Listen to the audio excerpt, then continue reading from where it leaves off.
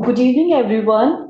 I'm C. Rashmi Jasoria. On behalf of Ethical Standard Board of ICI, we extend a warm welcome to our dignitaries, C. Chandrasekhar Chitle Sir, Chairman Ethical Standard Board, CA Rohit Ruvatia Sir, Vice Chairman Ethical Standard Board, and all the participants joining us for the important webinar on exposure draft of Code of Ethics and the significant changes. As the members may be aware that the exposure draft on Code of Ethics have been issued on 27th of October 2025 and the comments have been invited up to 26th November. So, in order to apprise the members about the changes, significant changes on exposure draft, this webinar has been conceptualized. To begin with the proceeding, I would like to invite C. Rohit Ruvatia, sir. He is the chairman of Board of Studies Operation and the vice chairman of Ethical Standard Board to deliver his opening remarks. Thank you, Rashmi ji. Very respected and honorable chairman of Ethical Standard Board, who has put a lot of efforts in bringing the draft exposure at floor. Can you mute from there? Yeah. Thank you for giving this opportunity. And with the concept to have an interaction with the members at large, this particular draft exposure of Code of Ethics has been released, and with a positive mindset that we have to discuss and we have to come up with a real sense code of ethics, which is the need of an hour. So a very good evening, everyone present over here. I extend a warm and heartfelt welcome to our esteemed dignitaries, the President and the Vice President in absentia, and the Chairman of the Ethical Standard Board. I also extend a warm welcome to all participants. Today, we gather to discuss significant changes in the proposed Code of Ethics. As you may be aware, the Ethical Standard Board issued the exposure draft of the 13th edition of the Code of Ethics for public comments on 27th October 2025. The comments are invited until 26th November 2025. The exposure draft is accessible on the Institute website for members and stakeholders. This webinar will provide a comprehensive overview of the significant changes proposed in the exposure draft of the ICI Code of Ethics.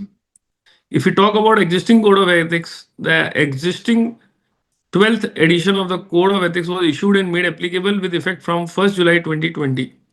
The provision pertaining to NOCLAR, fees relative size, and tax services to audit client referred earlier have been made applicable with effect from 1st October 2022, with certain amendment by announcement dated 29 September 2022. The Code of Ethics has been in place for 5 years. During this period, there have been significant statutory and legal changes. The emergence of new services, increasing use of AI and development such as sustainability reporting. Additionally, a new edition of ISBA code has also been issued. To ensure that the code remain contemporary and relevant to the profession, the need for its revision was strongly felt by the member stakeholder in the council. Over past 2-3 years, several initiatives were undertaken to deliberate on the required changes. Dedicated groups were constituted, the recommendations were received and considered by the Ethical Standard Board and subsequently considered by the Council. In the proposed edition, a lot of initiatives or a lot of changes are there in line with the ISBA and proposed in volume 1, 2, and 3. There we will be discussing, since our honorable chairman sir is also present there. So I would urge all of you to have your active participation in sending your valuable comment before 26th till 26th November, and we expect, because on 3rd of December we are having a full day ethical standard board meeting to take all the suggestions of the members at large from all the stakeholders, so that all the suggestions can be considered and the final version of the draft code of ethics can be put forward in the council meeting, which is going to be held on 10th of December. So we expect that we will be able to conclude things on time, and we believe that institute stand with the thought process of the government, with the thought process of profession at large, so that we as an institution does not bound any of our profession to succeed ahead in their professional journey.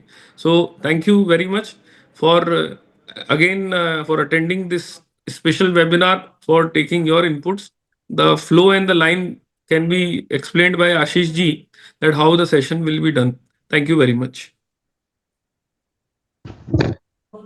Thank you so much, sir, for an insightful update on exposure draft and setting the context of this webinar. Now it's my privilege to invite C. Chandrasekhar Chitle, sir, Chairman Ethical Standard Board. He is the Chairman of Board of Internal Audit and Management Accounting and the Vice Chairman of Committee of International Taxation. Now I would like to request Chairman Sir for his welcome address. Thank you, sir. Good evening.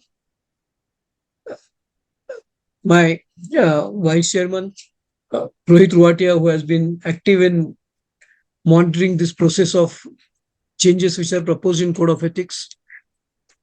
From office, we have Ashish Swarup Bhatnagar, who is Secretary for Ethical Standards Board. Rashmi, she is also associated with this Ethical Standards Board for a number of years. And all of you, those who have participated in this webinar, it's indeed a pleasure to welcome one and all for the purpose of this webinar. President has also agreed to address the members who have joined, of course, but due to some exigency, some meeting has prolonged. So once he is through with that meeting, maybe he will join. Till then, we will proceed with our discussion on the changes. But whenever President joins, maybe we will halt there and then allow President to first address the meeting, and then we will proceed with our changes in subsequent installment. Friends, in the object of this particular seminar or webinar is, as far as the changes are concerned, they are already publicized. Maybe emails are also sent. They are available on the website. So maybe one can read and look at those changes. But the purpose of this webinar is different. It is to solicit the stakeholder response to these changes. In fact, as you are aware, that annually when the new management committee takes over at branches, regional councils, orientation meeting is held. At that orientation meeting, every board, every committee tells about the activities of that committee or board. Where about Ethical Standards Board, I said that if any professional comes out with some fancy idea of practicing profession, and to him, the agency which tells that no, you cannot do it that way, is the Ethical Standards Board. That is the image which the members carry. So whatever out of the box they think of, they are restricted from doing it. But from this, it was decided by the board, the Vice Chairman, Rohit Ruatia ji, and all others, that we should change the image of Ethical Standards Board and make it more member friendly and enable the members to do away with the shackles of regulations, restrictions, and retaining the core and fundamental principles of honesty, integrity, excellence, independence. Beyond that, maybe if somebody is doing some activities, whether he should do or not do, it should be left to their discretion, as long as these core principles are followed. So based on them, we have proceeded. One another aspect which was felt is, if income of a professional or any person increases, then chances are that he will automatically become ethical. To illustrate, supposing there is a professional who is having, say, income of 5 lakh, 10 lakh rupees, and a professional having 30, 40, 50 lakhs. If someone comes and says that, okay, if you issue this certificate, we'll give you 1 lakh rupees. Maybe when a person is paying substantial amount, maybe there is some hitch in that particular certificate, some aspect which one wants to gloss over. The person having lower income side, maybe he will be lured to do that. Chances are more.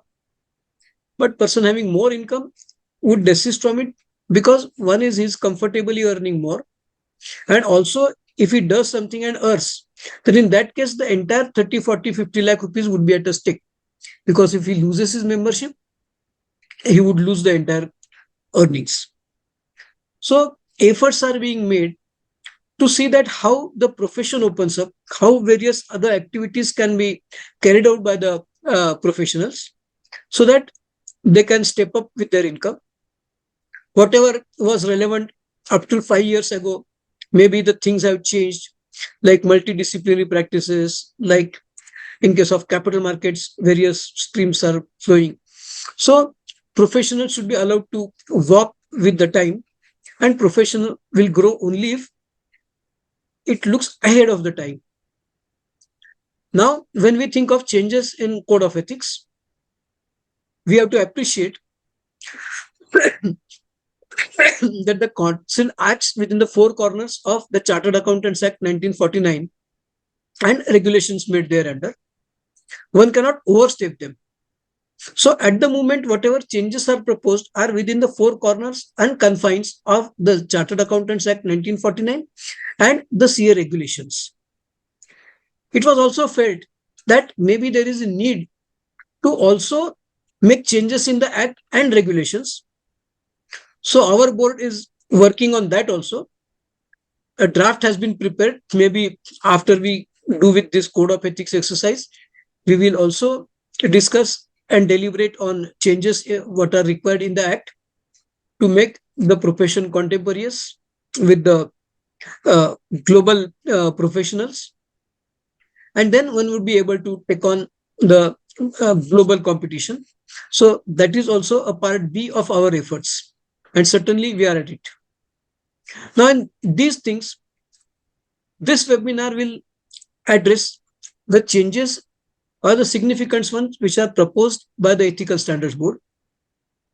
Whenever change in code of ethics is to be made, there are certain stages through which it has to pass. Firstly, the change has to be proposed by the Ethical Standards Board. It is deliberated at the board, and by majority, whatever consensus emerges, it is considered as a proposal for change in code of ethics. This proposal goes to the council. Then at council, it is deliberated. And whatever amendments the council feels, those amendments are made. Then it goes to public exposure for the review by stakeholders. So we are at this stage, review by stakeholders. After the stakeholder review, we expect to receive comments, positive, negative, whatever you want to express on the proposed changes. Of course, in both cases, the board will expect some reasoning that, okay, this is the reason, therefore this amendment should not be carried out, or this amendment should be modified in such a manner, or we support this amendment because it is contemporaneous with the time, and that is what profession expects.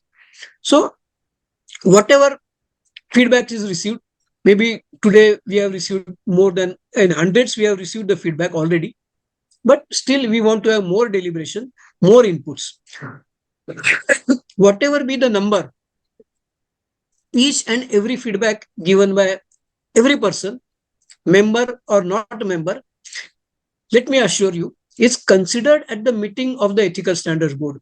So even if the number of responses are 1,000 or maybe more, each and every feedback, suggestion, criticism will be deliberated at the meeting of the Ethical Standards Board.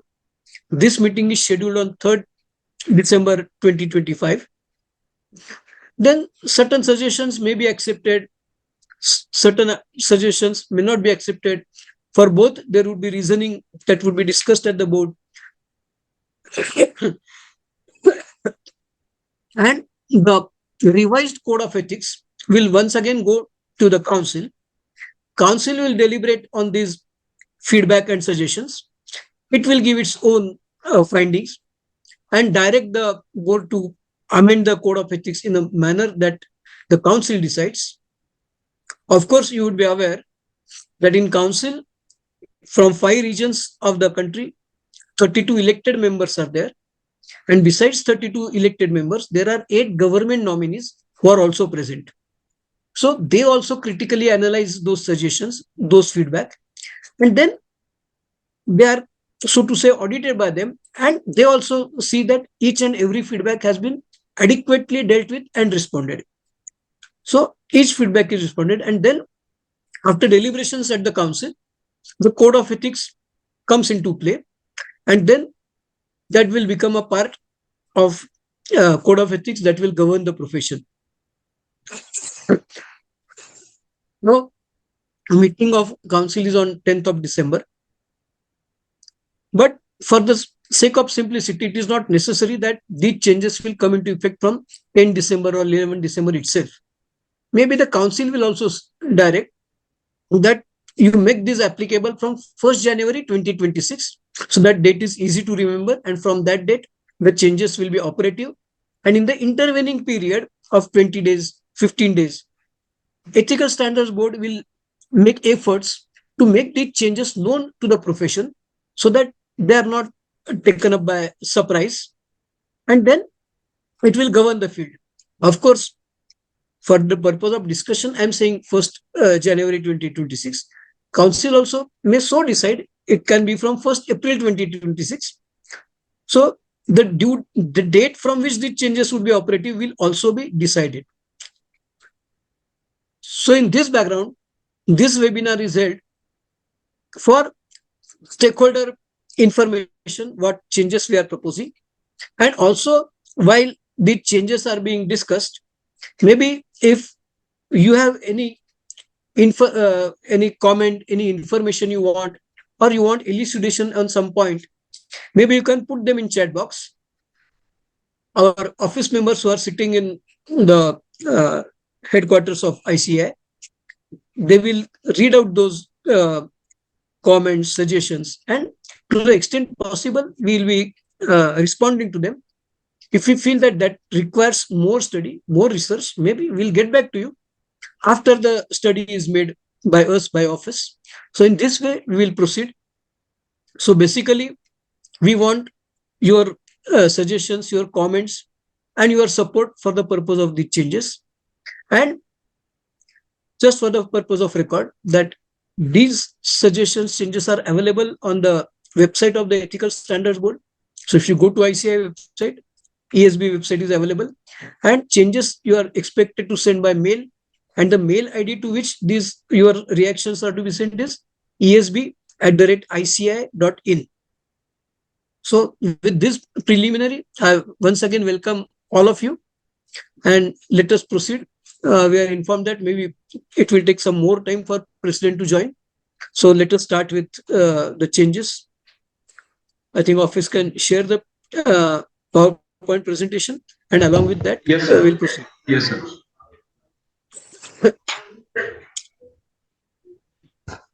Next.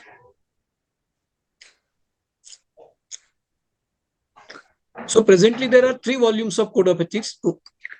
As you are aware, that Code of Ethics is drafted based on 2 sources of information. One is the International Ethical Standards Board, that is ISBA, and one is the Act, that is the Chartered Accountants Act and Regulation. Presently, the volumes are numbered like this. Volume 1 is the convergence with International Code of Ethics. To the extent it is considered appropriate for Indian jurisdiction. Volume 2 is domestic law-based Code of Ethics. And the third one was earlier based on case law, but now it is proposed that all guidelines, whatever are issued by the council, will be contained in volume 3. While we deliberated, a retired justice from High Court, who is council member, he was present, some others, it was felt that volume 1 should be law-based volume, because ultimately the law decides your confines, it defines what activities you can do, and within this 4 corners of Act, if you want to proceed, then there are principles which govern. So it is also proposed, and on which I solicit your views, whether volume 1 should be based on law-based volume, and volume 2 should be ISBA code based volume. So this is one issue on which you may give your reaction. So based on your feedback, we will try to number those volumes, whether number 1 or number 2. And the reasoning given was, supposing principally we think that, okay, there should be 1 chartered accountant and 4 staff for the purpose of handling 1 company audit. So if you employ say maybe substantial number of chartered accountants, staff, so that as a proprietor or as a two partners, you are having capacity to do audit of say 100 companies. So okay, principally you are equipped to do 100 company audits or maybe tax audits. But then the law prohibits you from doing company audits exceeding 20 or maybe tax audits exceeding 60. So what is purpose in knowing the principle ahead of what are the confines under the act? Therefore, it was felt that volume 1 should be act based and volume 2 should be principle based, that is ISBA based. But we solicit your views on this. Next. So this is discussed here, and all the guidelines will be in volume 3. So this is what we have discussed about parts. So we will share this PPT also on the ESB website. So this theoretical part, you can appraise yourself subsequently. More we want to focus about changes. So let us move to the changes. Next.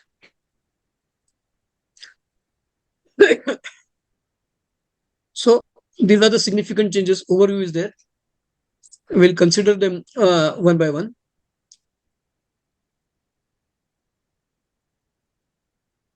So maybe now, Office, you can explain the changes one by one, so that if there are any questions, then we'll ask them. Maybe somebody can also monitor the chat box. But let Secretary deal with the changes. Over to you. Yes, sir. Yes, sir. Good evening to all. Starting from the change in the commentary to clause 6 in the volume 2, this is educational videos. Regarding educational videos, the existing code says that it permits to upload the members to upload videos of educational nature on the internet. In the proposed code, it is permitted to upload not only videos but also audios and podcasts of educational nature. Then, secondly, in the present code, it is not permitted to mention the name of the firm. Now, in the proposed code, it will be to mention the name of the firm, wherein the member who is uploading the video is a partner or proprietor of the firm. So the Next. genesis, come back. Yes. Come back. Come to earlier slide. So the Yes, genesis sir. of these changes, we don't want to discriminate between the one medium and the other medium. So if supposing instead of video, somebody does audio. So why distinguish between video and audio? Only video you can do, audio you cannot do. So it is proposed that audios, podcast, that also you can do. And thirdly, as far as this name of the firm, etc. is concerned, if it is print media, then in print media it is already allowed to mention name of the firm. So it was thought appropriate that if something is allowed in one media, why one should be selective of media on which firm should be mentioned and not mentioned. So whatever provisions we make, if we think that mentioning of the firm name is appropriate, then let it be made applicable across the board. So these are only changes. Rather than changes, we have aligned these provisions along with the print media changes, and no discrimination between one or the other form of communication. Instead of video, it can be video, audio, podcast of education lecture. So somebody writes on artificial intelligence, somebody delivers lecture on income tax, GST, accounting standards. So those are all educational videos. They can be put on any of these mechanisms, and along with the firm name also it can be put. Next. Yes. So next is the credits of firm names.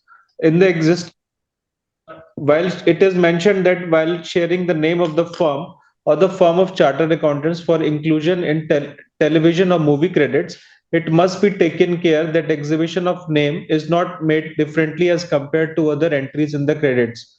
Thus, in the present code, it is allowed, the firm name is permitted to be allowed only in case of television or movie credits.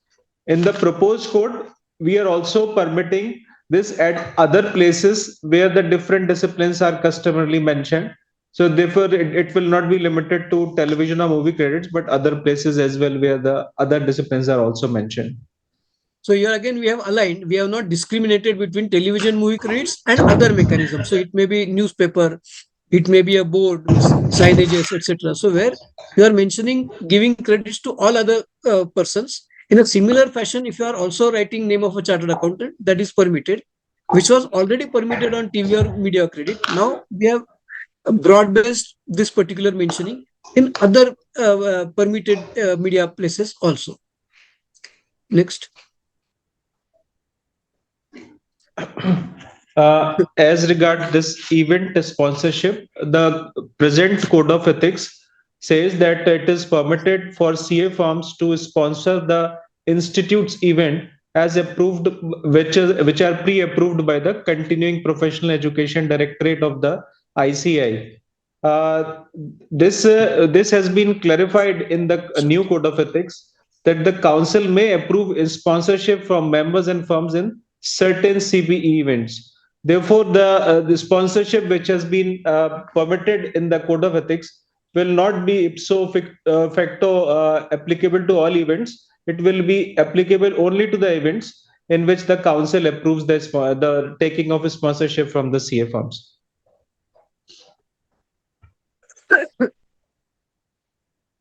Next, virtual programs webcast by members of firms. In the existing code of ethics says that it is permitted to conduct training courses, seminars, and similar programs for the clients and staff of the CA firms. But this present code of ethics is silent on whether they can also conduct the virtual programs. In the proposed code of ethics, this permission to hold programs and courses is extended to webcast also, so the members can also now conduct webcasts, and they are permitted to invite certain categories of participants in those virtual programs.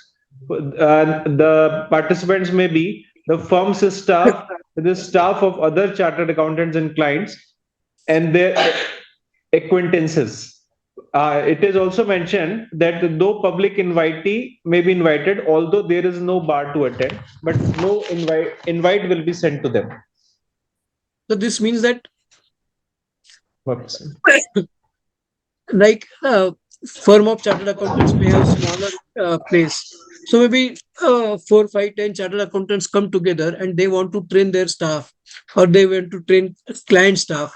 Maybe instead of restricting to your own firm, you can also do in association with other professionals, other chartered accountants.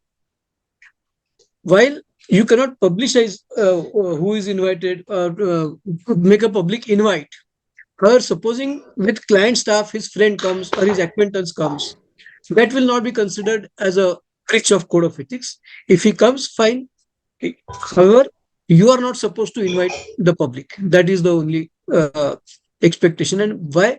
Because under clause 6, clause 7 of first schedule part 1, solicitation and advertisement is prohibited. So that is prohibition from act.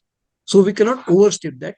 So this is within that confines that you do not solicit or advertise, but educational programs you can conduct as per your free will, while you invite your own clients, your own staff members.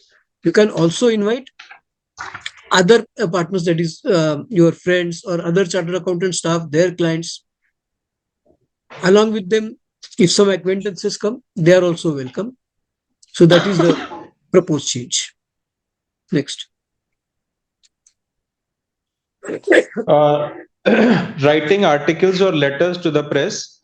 The present code of ethics says that the members writing articles or letters to the press on subjects connected with the profession may give their names and use the description chartered accountant.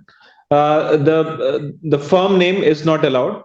In the proposed edition of code of ethics, it has been permitted to include the firm name also while writing articles or letters to the press.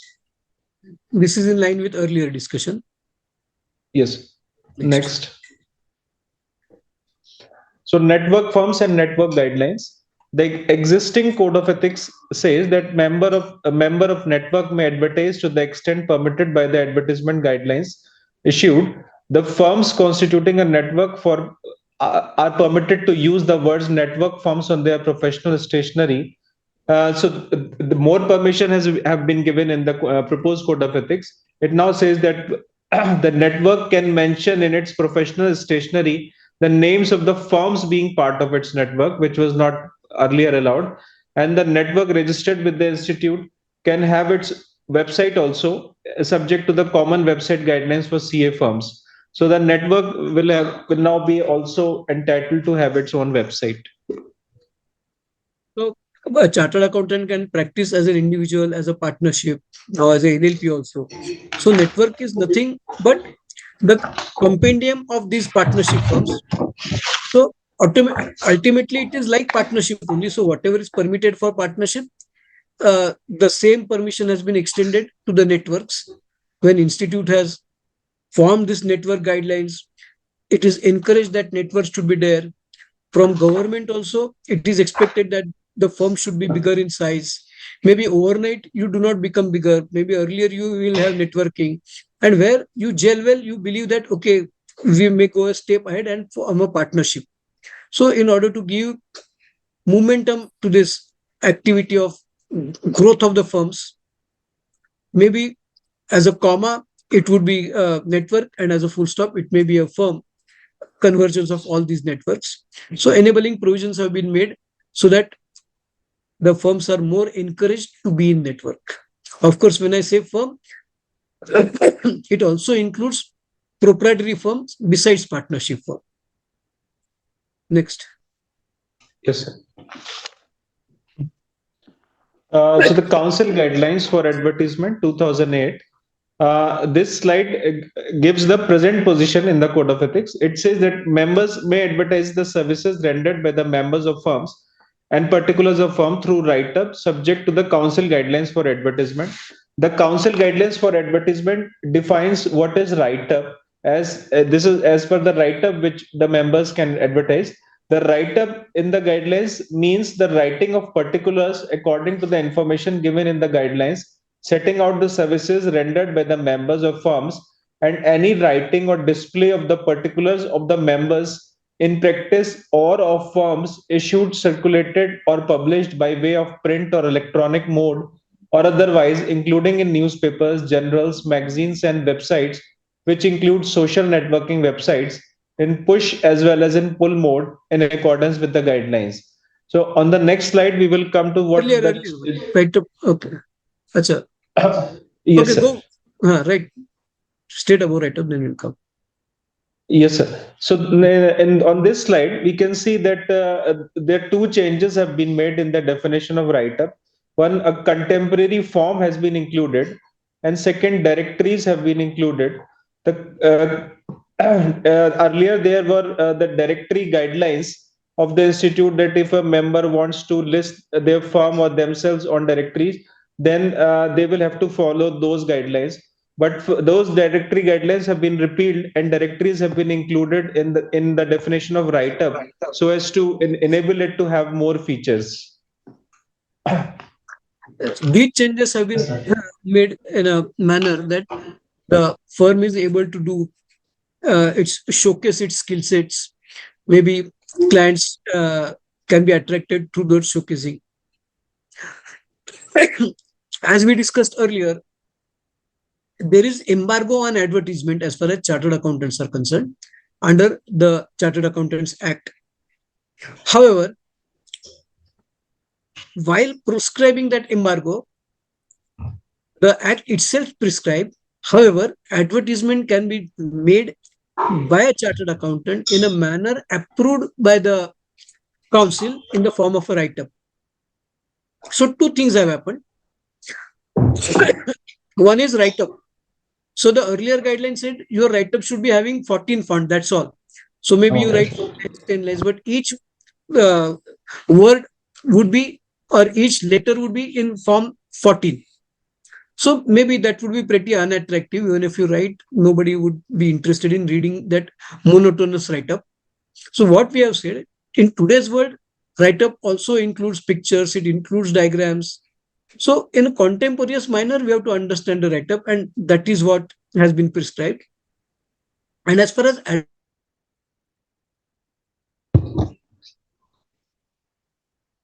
Next.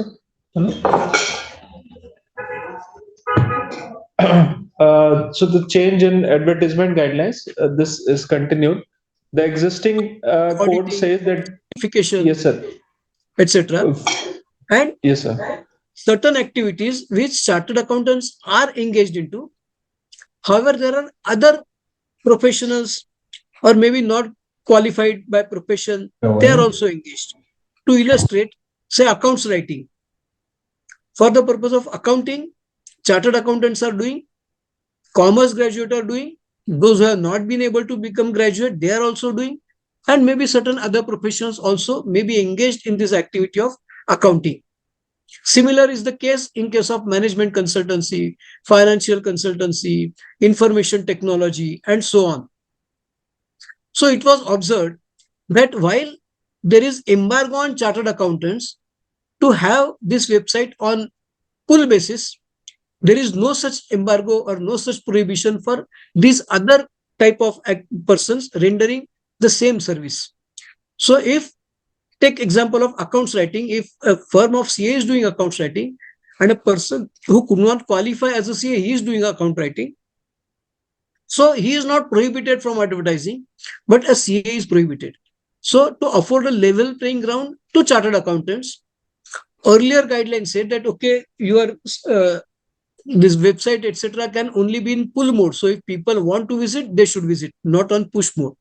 But here now we have distinguished the website. If it is containing information relating to attest function, then it continues to be on pull mode. But if it is things which are others are also doing and others are not prohibited from doing any advertisement solicitation, so website of a chartered accountant can also be on push mode. So these are the two changes which are significant ones, and we solicit your views on this.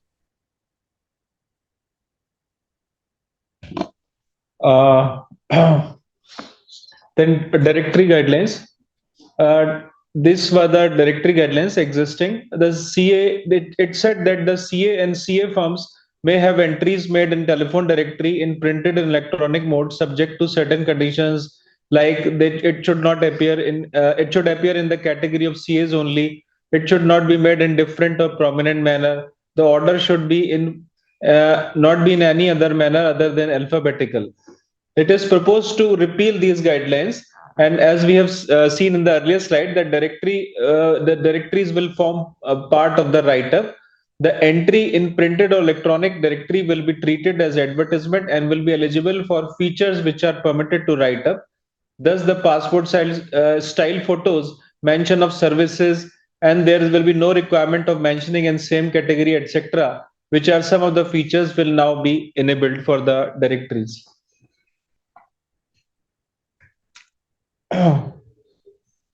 Then next is revision in website guidelines.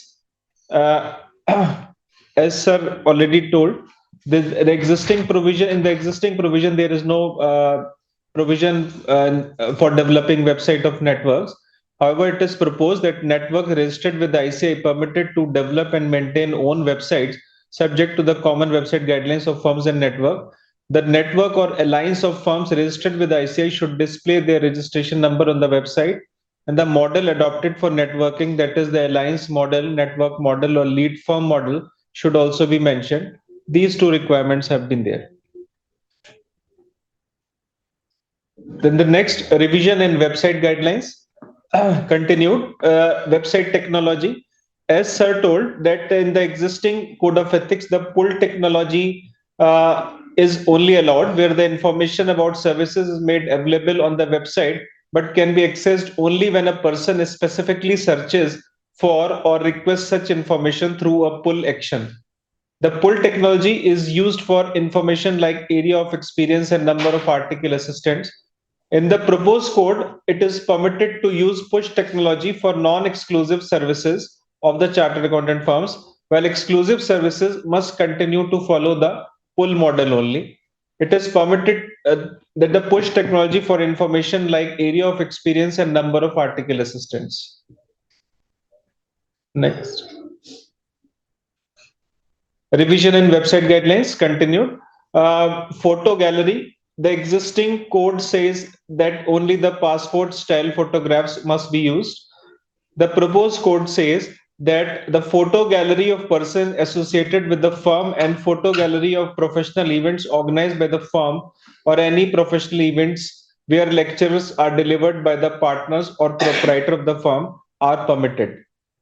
This is one change. Second, mention of client assignments. In the existing edition of Code of Ethics, it is not allowed to mention the client assignments. In the proposed code, for the non-exclusive services, the names of clients and nature of assignments may be mentioned, subject to the permission of the client. Then for exclusive services, only the client names may be mentioned, subject, of course, to the permission of the client. Next is aggregator listing. In the existing code, it is prohibited for listing on online application-based service provider aggregators, wherein other categories like businessmen, technicians, and maintenance workers, event organizers, etc., are also listed. In the proposed code of ethics, it has been decided to remove the reference of other categories like businessmen, technicians, etc. Therefore, the aggregator listing is not permitted. Instead of it, it has been incorporated to include the reference of CA Connect portal of the institute for encouraging members to use this portal. Next, empowering members through professional opportunities. The first slide, partnerships with other professionals under IPE RVE. The chartered accountants in practice were earlier permitted by the council to form partnership with other recognized professionals under an insolvency professional entity IPE or registered values entity RVE. So this is an important change in the code of ethics under commentary to clause 4 of part 1 of first schedule to the CA Act, which now explicitly reinforces this permission. It says that the chartered accountants in practice are allowed to form IPE and RVE along with the permitted professionals, and this will not fall under the ambit of MDP. Of course, this firm in which others are partner, its activities should be confined only for the purpose of IP and nothing else, or registered valuers and nothing else. They cannot do Correct, audit, sir. certification, consultancy, because for that, the partner should only be a chartered accountant. So you can have one partnership for these purposes with non-chartered accountants, and while for audit, etc., your firm will continue to be a firm of chartered accountants. And earlier also, what was mentioned about the CA Connect portal. So we find that CA Connect portal, if it has got more number of entries from each and every city, wherever the office of a chartered accountant is there, maybe rather than seeing here and there, the proposed clients would simply refer the ICI official website, CA Connect portal, and then they can select the chartered accountant.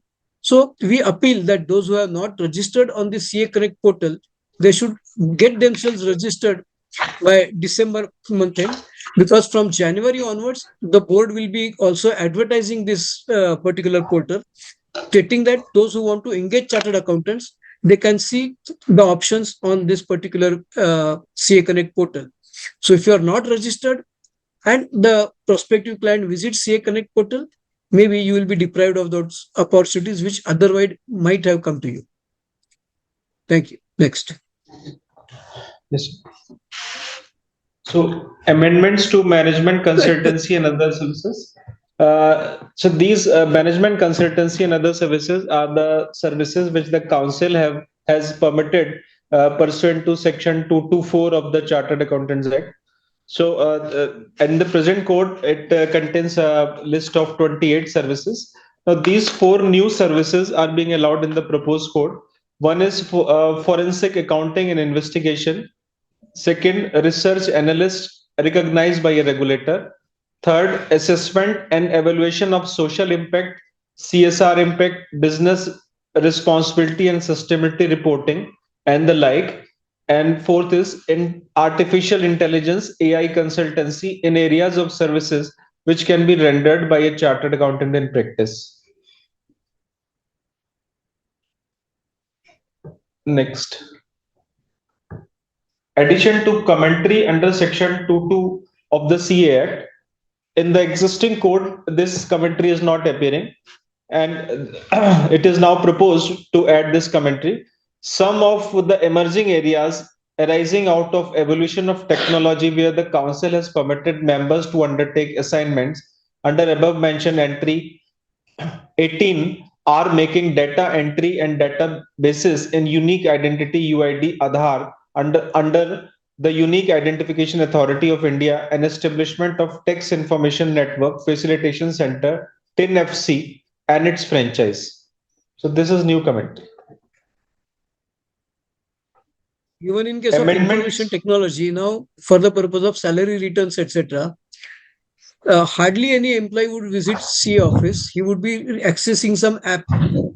So if a firm of chartered accountant develops an app and places that app on its website, and that website is on push basis, that is permitted, because compilation of return of income, furnishing of return of income is not an exclusive area for chartered accountants. It is a non-exclusive area. So there you can also render services through apps. So that is the whole idea in this expansion, besides other things. Next.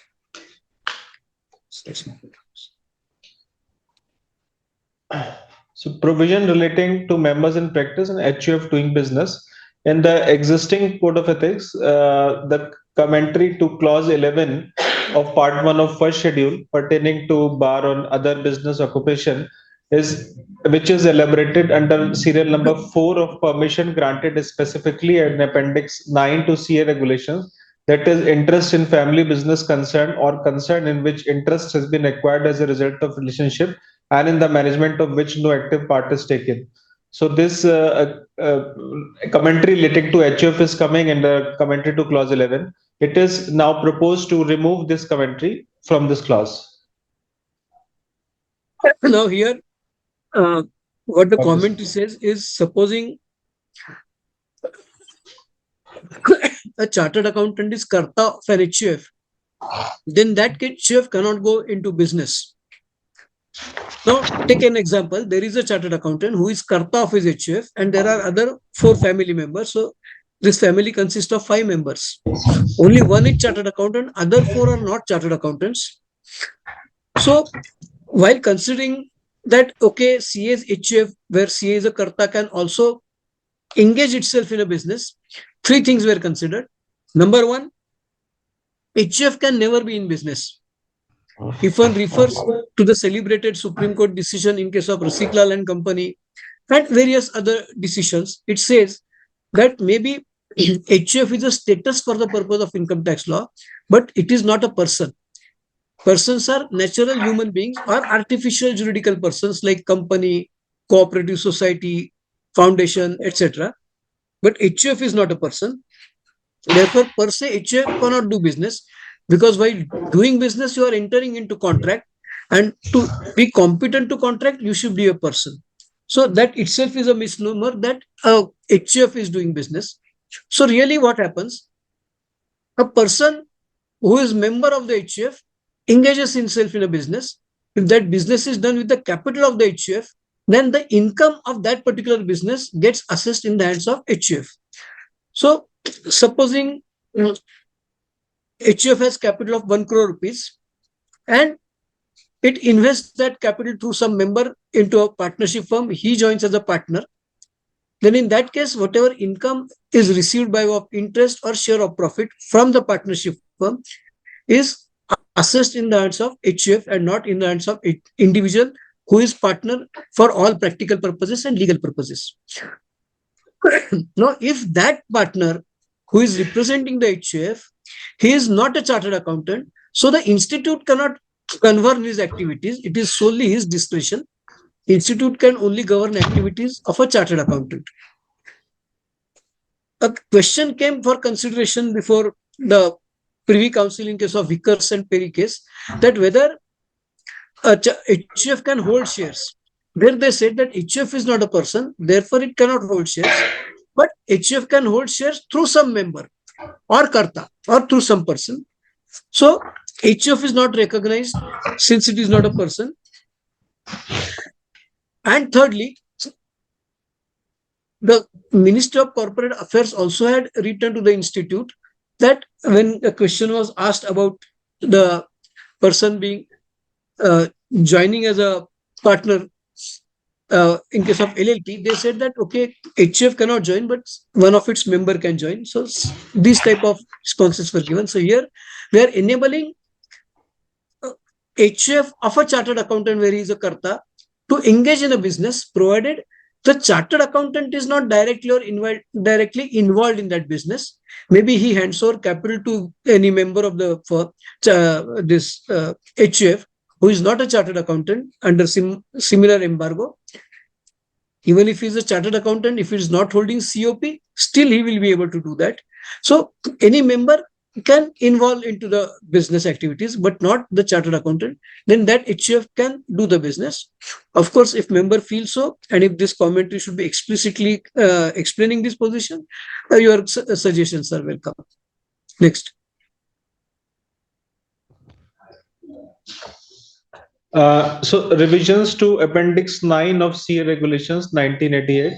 Appendix 9 to CA Regulations contains the activities generally and specifically permitted by the Council to the members in practice. ये पीछे है ना? ठीक रह गया.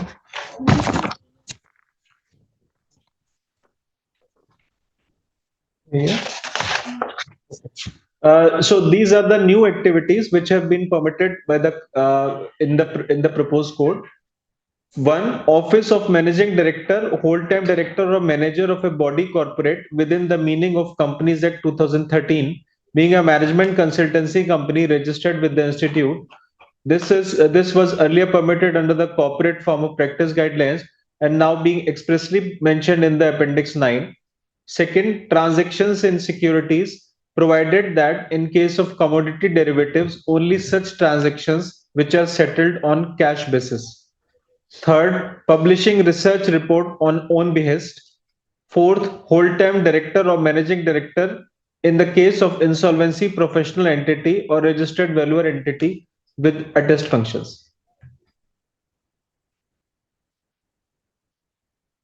Next. President is joining in few minutes. When he joins, we will allow him to address first.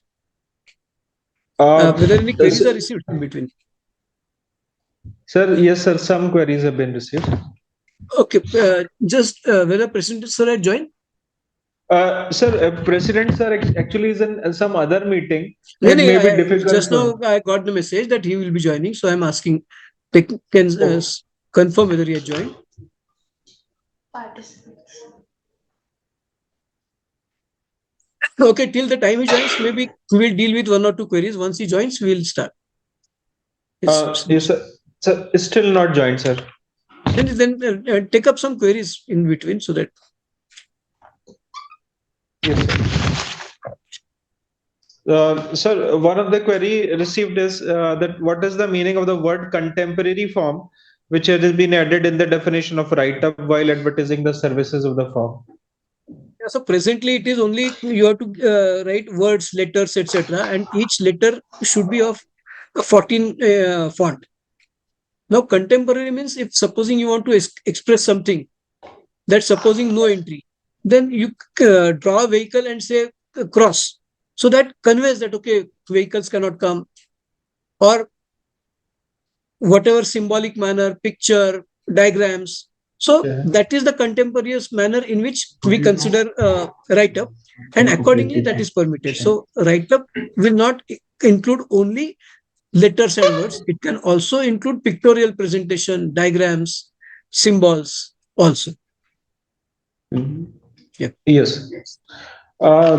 Sir, one of the other question. Where would BRSR assurance come? किसी को बात करने बोलो प्रेसिडेंट ऑफिस से, because he said he will be joining. So कुछ link वगैरह का issue है तो देख. Yes, sir. We are talking to that.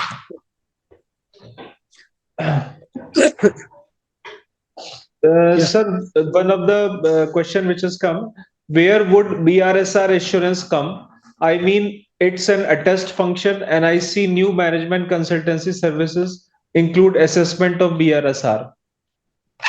हमने कहाँ लिया बता दो ना. Explain where we have Sir, taken. Sir, President sir has joined. Okay. Welcome, sir.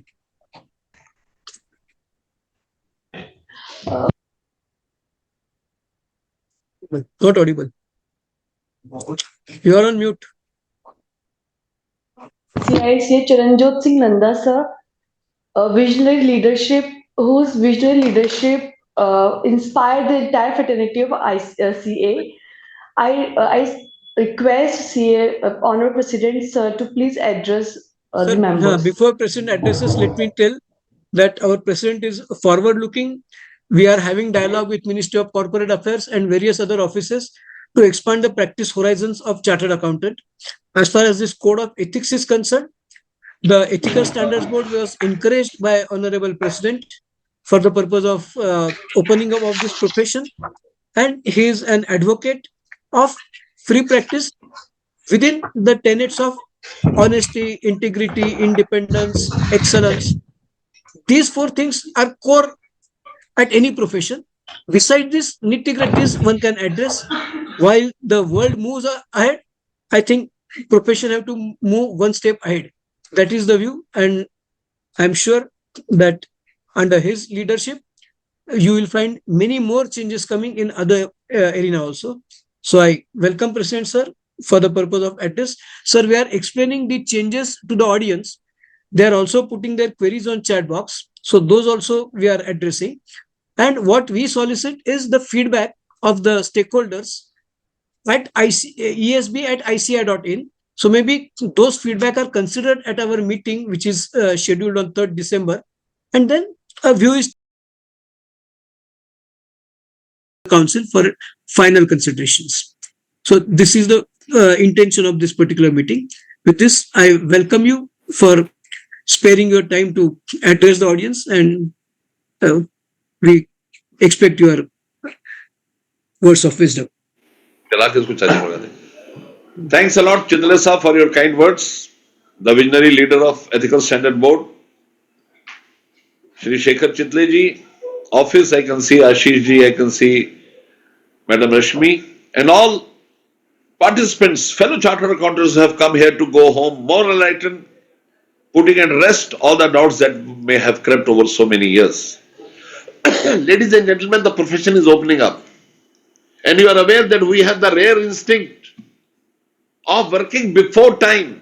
The moment we could hear whispers that big, large Indian firms have to be made, we focus on 5 very important things. Number 1, Ethical Standard Board. Ethical Standard Board to ensure that opening up is done, advertisement is allowed, solicitation is taken care of, certain areas where chartered accountant could venture in are very clearly specified. Management consulting company needs certain issues, they are answered back very, very importantly. Second important thing, we have come ahead and progress on technology, may it be blockchain, may it be Internet of Things, data analytics, artificial intelligence, cyber security audits, information security audits. Third, capacity building, very, very important. We have come out with draft international networking guidelines. The public exposure is done and we are finalizing that. 4 important things, the technical impetus, the impetus of Indian chartered accountants to shine worldwide. And 5, we have set up a group on private equity. How firms that want to grow high, how firms those want to excel will have ideas to do that. When you think of a chartered accountant, you think of a strategist. कहते हैं ना, ढूंढने से कहां मिलते हैं तमन्नाओं के शहर, ढूंढने से कहां मिलते हैं तमन्नाओं के शहर, चलने की जिद भी जरूरी है मंजिल पाने के लिए. We are totally geared now to perform.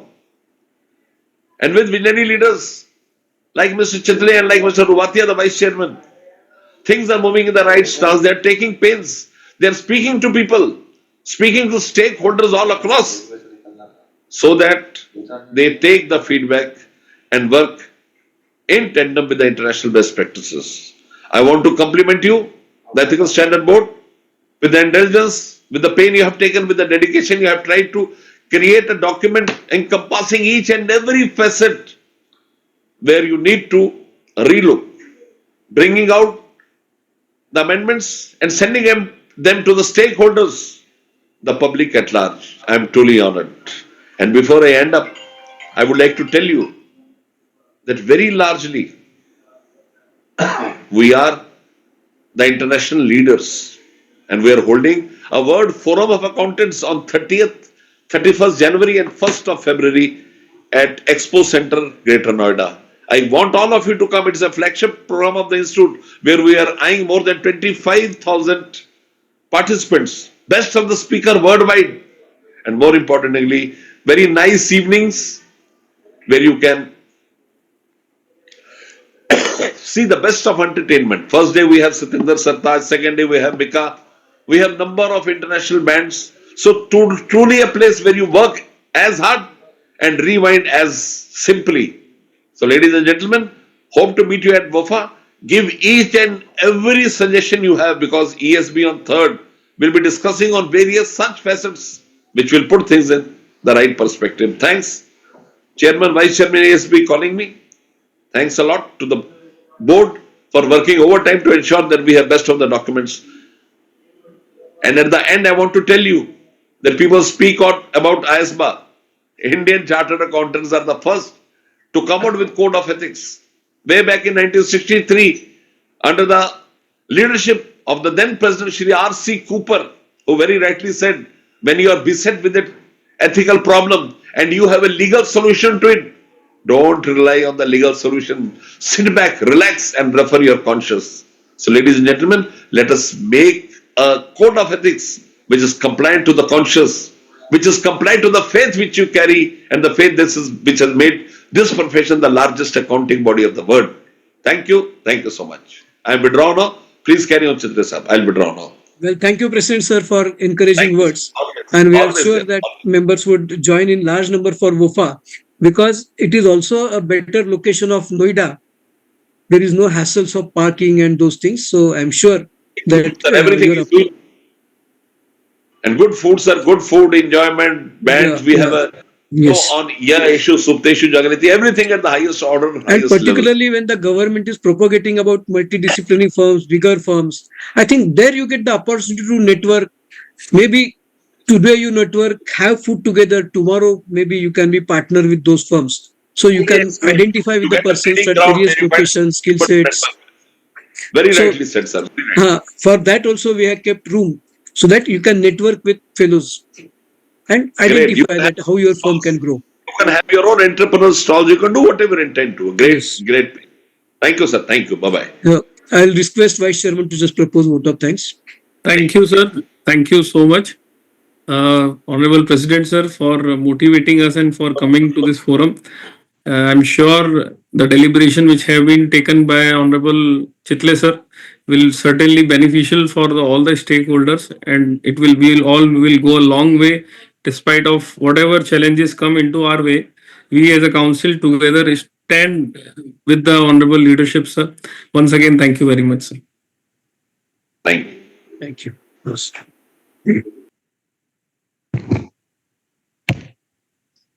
So office now, how many queries are there? So that first we'll close queries up to now and then we'll proceed. Sir, right now, 4-5 queries are there, sir. So we'll conclude those queries so that members would be able to know, and then we will proceed with our PPT. Yes, sir. Sir, 2 queries we have already taken. One is that what change is being brought relating to networks in the new code? There is a separate deliberation going on. We have separate committee for the purpose of aggregation of firms. So those changes are being considered by that committee. At the moment, in Code of Ethics, no change has been proposed as far as this network is concerned. The only change is hitherto there was silence on whether they should have website, whether they can use the network name on stationery, etc. So that enabling provision has been made. Yes, network can have its website, and on office testimony of each firm which is constituent of that network can also display the name of that network. Besides this, as far as Code of Ethics is concerned, no changes has been made in network. You expect those changes from the Committee on Aggregation, which is actively working in this direction. It is also engaged with the meetings with Ministry of Corporate Affairs And some of the changes also we will see in act in the forthcoming days or months. Next. Yes. So one is, when fees for statutory audit of UCBS is fixed by Government of Maharashtra, if CA accepts fees, whether it is against Code of Ethics. You also can answer. Yes, sir. Sir, with regard to fees, there is no stipulation whether the earlier the undercutting was violative, and also there was a chapter on minimum fees of audit. But after the withdrawal of those provisions, so there is no mandatory minimum stipulation for fees. There is only a recommendatory scale of fees. So I don't think that if there is any statutory audit fees prescribed by UCBS, then it will be violation. But if in only in case of tenders there is a notification of 2016 which has to be complied with, otherwise this is fine. So what we essentially mean that supposing those fees are on a lower side, maybe chartered accountant should not do that work, should not accept. Because if one chartered accountant accepts, that brings down the whole profession. Wherever you feel that, okay, the fees are on lower side prescribed by authority itself, maybe you can write to the professional development committee of the institute, and that committee represents before like bank audit fees, internal audit fees, this government audit fees. So everywhere representations is made and efforts are made to increase the fees. So one part is wherever one feels that, okay, the statute itself or the governing authority is prescribing lower fees, maybe one should desist from accepting that assignment. And secondly, they should write to the professional development committee so that the particular authority prescribing those fees is rightly guided. As far as tenders are concerned, it was observed that people are quoting very low fees or bottom fees. In that particular amount, even costs cannot be met. And that is bringing disrepute to the profession, because if you are charging low fees, maybe you are not able to devote that much time. And then the quality of services also suffers. So under tender guidelines, it is prescribed that if low fees are quoted, then maybe the tender monitoring group can inquire about the likely expenses which are required to conduct that particular assignment. And if it is seen that expenses are more than the tender amount for fees quoted, then it is a violation of Code of Ethics and disciplinary action may be invited. Yes. Next. So the one last question is there. Why different ethical standards have been brought in the code for sustainability assurance? Earlier, it was not expressly allowed whether sustainability assurance can be done under MCS, can be done under audit, etc. And whenever you go to any authority, they check whether it is in your permissible territory or not. So expressly they have been brought about that, okay, sustainability assurance you can do, because if you look at under 224, the audit is expected of a financial audit. When we talk of a sustainability audit, it is not a financial audit, it is performance audit. So whether performance audit comes within normal financial audit or not, obviously one will say it does not come. But then whether chartered accountant should be able to do that or not. So yes, they are equipped to do that because training is being provided by the institute. And although not financial numbers, they are not ignorant of other disciplines. They can take help of those engineers, etc., who are qualified in measuring carbon credits or things like that, and certify the issues. So this is an enabling provision which says that, okay, sustainability audit or ESG audit, your chartered accountants are allowed to do. Yes. Next. Sir, we have received some more questions, so we are compiling them. Meanwhile, After maybe... compilation, we'll proceed with the PPT. Yes, sir. Yes. And if we don't Okay. find time, then maybe individually also they can be informed. Okay. Next, aggregator listing question. यही वाला था. Okay. Revisions to Appendix 9 of CA regulations. This is continued. So in the existing code, there are two categories of other business occupation, Part A, which are permission granted generally. So no specific permission from the council is required in individual cases. In this case, a member is also entitled to perform attest functions, except in the case where the member is employed under a CA firm. Then in the Part B, in the present code, the permission to be granted specifically is there, whether members may engage in such activities only after obtaining the prior and a specific approval of the council in each case. Under these categories of occupation, members are not entitled to perform attest functions as mentioned in the Appendix 9. So it is proposed in the new code that all activities are will be deemed as generally permitted without the requirement of obtaining prior approval of the council. And second, members are required to provide intimation for certain activities that require prior and specific approval as per the existing position. So apart from that, the requirement of prior approval will not be there. So we have dispensed with provision of prior approval. However, certain occupations in which if a chartered accountant member engages himself, his certificate of practice gets reduced to what we popularly call as part-time. In a sense, his attest function is freezed. He is not able to do audits, issue certificates. So there would be some procedure if you occupy into such, if you engage into such occupation where your certificate of practice gets reduced to part-time. In that case, maybe you will be required to intimate the institute, and from the moment you are engaged into that activities, you should stop assurance function. And when you inform the institute, maybe UDIN also would be deactivated. Yes. Yes.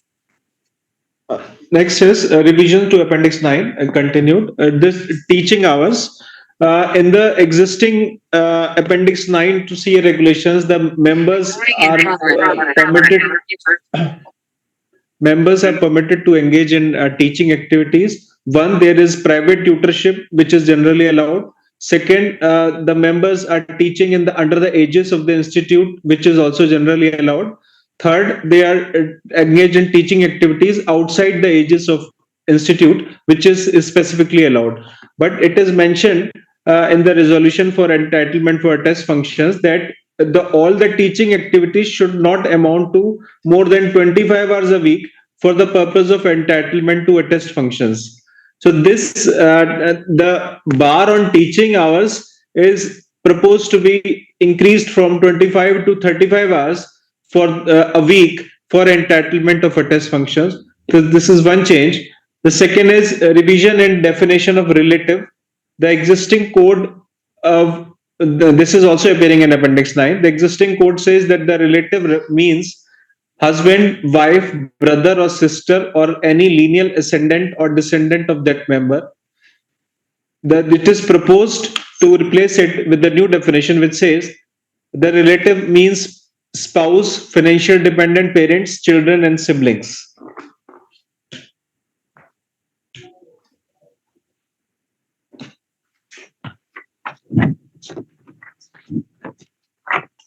So total fee dependence. This was earlier known as fee relative size. As the members may be aware, this was one of the deferred provisions in the earlier Code of Ethics and brought with some changes from 1st October 2022. Under the fee relative size, the disclosure is required to be made to the institute in case where the gross annual professional fees from an audit client exceeds the prescribed threshold percentage for 2 consecutive years. So, for the public interest entity, that is PI clients, there is no change from the 22 position. It says that disclosure is required where for 2 consecutive years, the gross annual professional fees from an audit client being a PI represent more than 20% of the total fees of the firm. And for the non-PI clients, there is change. It now says that disclosure is required where for 5 consecutive years, the gross annual professional fees from an audit client being a non-PI represent more than 40% of the total fees of the firm. So this is changed from the present 2 years to now 5 years. So this change has been brought. Earlier it was 2 years. Now it will be made 5 years. The other change with regard to fee dependence is disclosure to peer review board. So the disclosure to the institute is reckoned today as disclosure to the ethical standard board in the prescribed form, which is appearing on the website of the institute. Now that it will be made to the disclosure of the peer review board, and the new format in this regard will be issued shortly. Then impact of other services provided to an audit client. In the existing code of ethics, there is no such provision. This provision is being brought in the volume 1 of code of ethics as new section R410.6.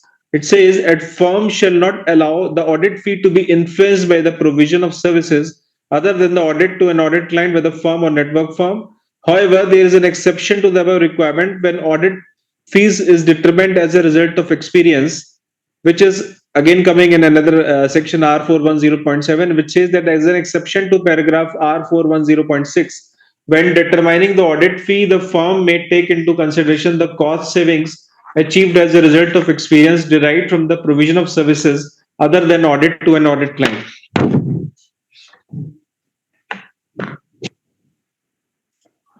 Next is there's a new chapter in Council General Guidelines, minimum fee in respect of professional services. There was earlier a chapter on minimum mandatory audit fee, which was repealed in 2011. In the existing code of ethics, there is no such chapter on minimum fee. This chapter does not mandate any fee. It only says that a member of the institute in practice shall not charge fees less than the minimum fees mandated by the central or state government or a regulator or prescribed by the council for any professional service prescribed under any law, rules, or regulation for the time being in force. So it only emphasizes that if there any regulator or any body has authorized has mandated any minimum fees, then the member will not accept fees below that level. So this enables council to decide credible fees at a minimum level. Supposing tax audit, if the council decides that for tax audit, a chartered accountant should not charge less than 10,000 rupees, and in that case, minimum threshold would be 10,000, and nobody should do audit below that particular threshold. However, at the moment, there is no prescription by the council. This is an enabling provision. After this provision is enacted, then council may deliberate various services on which this minimum fee should be prescribed. So that would be, once again, one would be consulting the stakeholders and then going ahead. So this is only an enabling provision. Next. Yes.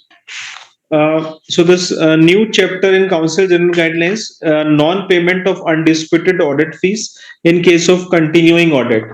So in the existing Code of Ethics, there is no such provision.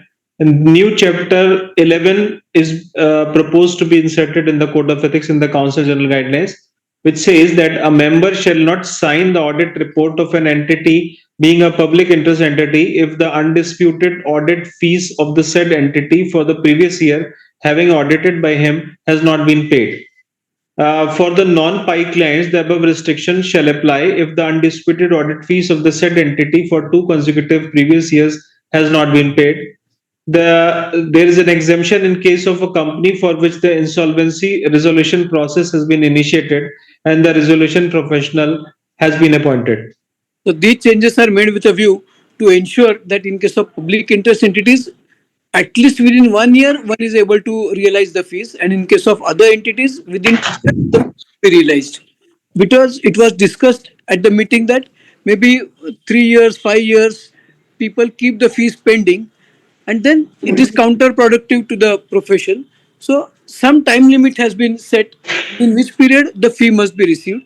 Otherwise, one should not go ahead with the signing of audit report. So this will certainly ensure that timely fees are recovered. Of course, it does not mean that you should wait for 2 hours. If you receive in 2 months, 2 days, that is also welcome. Next. Yes. Quoting or accepting audit fees. The clause 10 of part 1 of first schedule to the CA Act As per this clause, the members are prohibited from charging fees on percentage of profits on or which are contingent upon findings or results of such work, except in cases as permitted by the council. It is proposed to mention in the new code of ethics under commentary to clause 10 to clarify that members may quote or accept audit fees based on percentage or range of turnover subject to safeguards. Next, indigenization and cultural anchoring of the code. So, in the volume 1 of Code of Ethics, the new code will incorporate a shloka at the beginning of the Code of Ethics, Dharmo Rakshit Rakshitaha. It means Dharma protected protects. Therefore, it is advisable to remain within the bounds of Dharma. Then an ICI emblem and ethics in the code at the beginning. Then excerpt from the speech of CAGP Kapadia, the first president of ICI, which is also coming in the beginning of the volume 1 of the code.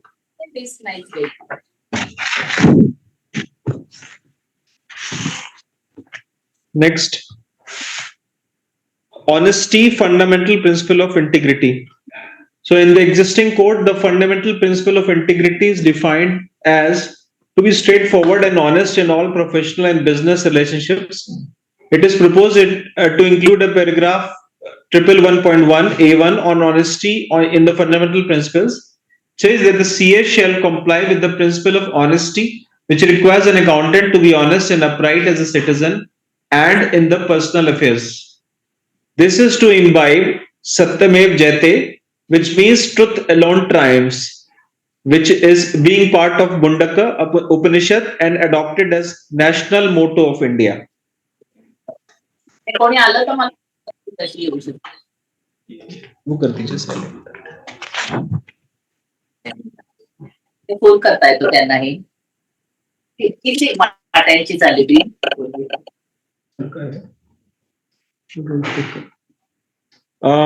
Then next, employing terms from the CA Act in place of ISBA terms. CA Act regulations refer to a member of the institute as a chartered accountant, CA. ISBA code uses the term professional accountant, it is PA, that is an individual who is a member of an IFAC member body. So in the existing volume 1 of Code of Ethics, the term used is the professional accountant. It is proposed that the chartered accountant CA be brought in place of professional accountant, chartered accountant in practice be brought in place of professional accountant in public practice, and chartered accountant in service be brought in place of professional accountant in service. So these are the changes. Next is strengthening the independence framework for auditors.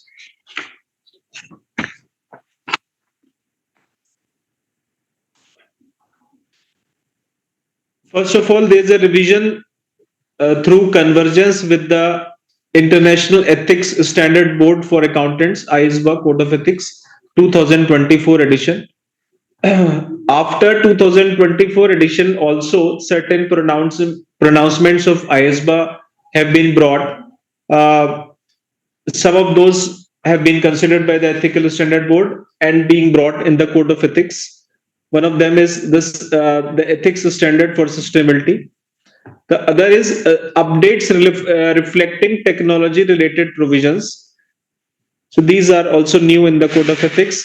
Then alignment with the provisions which refer to alignment with SQM 1, SQM 2 and SA 220 revised and other standards on auditing. And the other necessary modifications have also been done in the Code of Ethics as per the domestic provisions. Next, the concept of bias. Bias is considered to compromise the fundamental principle of objectivity. It is presently appearing in the Code of Ethics as an incidental reference under the objectivity. It is proposed in the new code that the bias is bifurcated as conscious and unconscious bias. and it also introduces it under the head of other considerations while applying the conceptual framework. The explanation examples of bias have been given, such as anchoring, automation, availability, confirmation, groupthink bias, which are proposed in the new code of ethics. Amendments in the conceptual framework. So certain new concepts have been introduced in the volume 1 of Code of Ethics, which is based on ISBA 24 edition. Some of the more important concepts we have brought in this slide. One is having an inquiring mind. Having an inquiring mind means it is a prerequisite to obtain an understanding of known facts and circumstances which are necessary for proper application of the conceptual framework. Organization culture. The effective use of the conceptual framework by a chartered accountant is strengthened when the organization's internal culture promotes ethical values consistent with the fundamental principles and codes provisions. Firm's culture. SQM 1 sets out the requirements and application material relating to firm culture in the context of firm's responsibilities to design, implement, and operate a system of quality management for audits, reviews, and other assurance or related services engagements. Rashmi Madam, will you try to explain difference between organization culture and firm culture? Sure. Organization cultures talk about how the individual in the organization should behave. The leadership and the managerial position in the organization, whether it is firm, it is a company, or it is any incorporates. The leadership position should teach their chartered accountants working under them to behave ethically within the organization and with the clients also. Wherein in the firm culture, the SQM sets out that the firm should operate and design some system to audit and review the financial statement and the other assurance related engagements. Thank you. So next is chartered accountant in service, preparation and presentation of information. So this refers to the use of output of technology. The technology here refers to the digital tools and platforms that automate the routine tasks. For example, AI, machine learning, data analytics, blockchain technology, etc. So this new provision has been incorporated. This is not there in the present code. While using the output of technology, R220.8, it says that a chartered accountant, while using output of technology, shall exercise professional judgment to determine the appropriate steps to take, if any, in order to fulfill the responsibilities. The factors to consider, such as the nature of the activity, expected use of, or the extent of reliance on, ability or has access to an expert with the ability to understand, use, and explain the technology, whether the technology used has been appropriately tested and evaluated for the purpose intended, prior experience, oversight of the design, etc., the controls related to the use of technology, appropriateness of inputs to the technology, etc.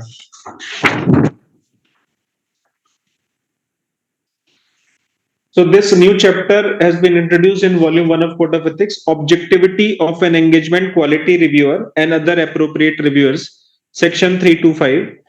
So EQCR is already there in the Code of Ethics, in the present Code of Ethics also, but there is no provision regarding objectivity of EQCR. So a separate chapter on the objectivity of EQCR has been brought. This is section 325. This has been introduced addressing the application of conceptual framework in relation to objectivity of EQCR. An engagement quality reviewer is also an example of appropriate reviewer. Therefore, the application material in this section might apply in circumstances where a chartered accountant appoints an appropriate reviewer to review work performed as a safeguard to address identified threats. Then no clear. This section 360 responding to non-compliance with laws and regulations, no clear. This no clear provision was also earlier deferred and brought into effect from 1/10/2022 with certain amendments. Now the existing code as for the 22 position, section 360 says it was deferred till 39/22. The 60 has been made applicable to audit engagement of entities, the shares of which are listed on recognized stock exchange in India and have net worth of 250 crores or more with effect from 1/10/22. Now it is proposed that the applicability criterion of 250 crores is removed and now made applicable to all listed companies and its material subsidiaries as defined in Regulation 16C of SEBI LODR. The material subsidiary shall mean a subsidiary whose turnover or net worth exceeds 10% of the consolidated turnover or net worth respectively of the listed entity and its subsidiaries in the immediately preceding accounting year.